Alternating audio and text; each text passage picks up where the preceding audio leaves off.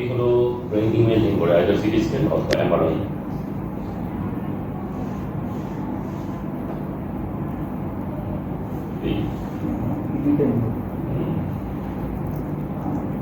What are the different types of stroke?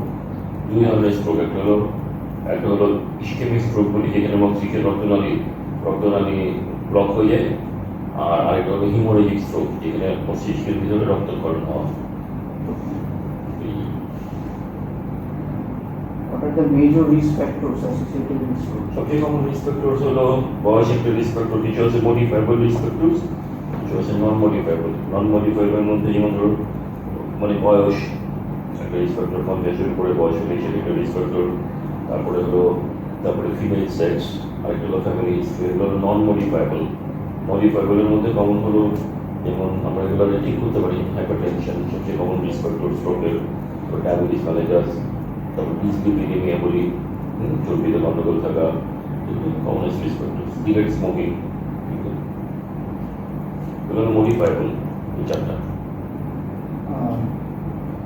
Are there any lifestyle changes that significantly reduce stroke risk? অবশ্যই lifestyle মানে stroke হলো preventable ডিজিজের মধ্যে আমরা যদি আমাদের আইডিয়াল বডি ওয়েটটা মেনটেন করতে পারি, আমরা যদি একটু হাঁটাহাঁটি করি, আমরা যদি ফিজিক্যাল এক্সারসাইজ করি, আমরা যদি ধরো গ্রিন লিফি ভেজিটেবলসগুলো বেশি খাই, আমরা যদি ধরো রেড মিটগুলো কম খাই, ফ্যাট কনজাম্পশন কমাই, আমরা যদি ডেইলি অ্যাক্টিভ থাকি, স্ট্রেস কমাই,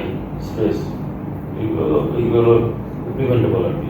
এরপরে সিগারেট স্মোকিং যদি না করি, কারণ যদি প্রেশার থাকে প্রেশারটা যদি ঠিক মতো ওষুধ খেয়ে কন্ট্রোলে রাখি, ডায়াবেটিস থাকলে ডায়াবেটিসটা যদি ঠিক মতো কন্ট্রোল করি, স্ট্রোক এটা অনেকটা প্রিভেন্ট করা যায়।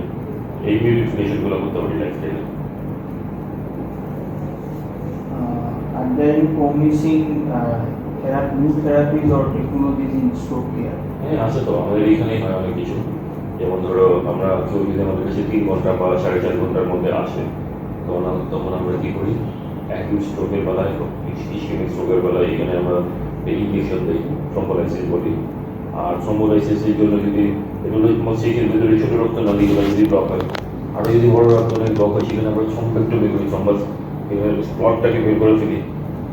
তারপরে আরও যদি ওখানে ধরো রক্তনালী বা রক্তনালীর মধ্যে যদি কোনো ত্রুটি থাকে, সেগুলো আইদার স্ট্যান্ডিং করি, ডাইভার্সন করি, অনেক রকম করি আর কি। হ্যাঁ, নতুন স্ট্যান্ডিং করি, রক্তনালী ব্লক হয়ে গেলে করে থ্রম্বোক্টমি করি, থ্রম্বোলাইসিস করি, এগুলো করা হয়।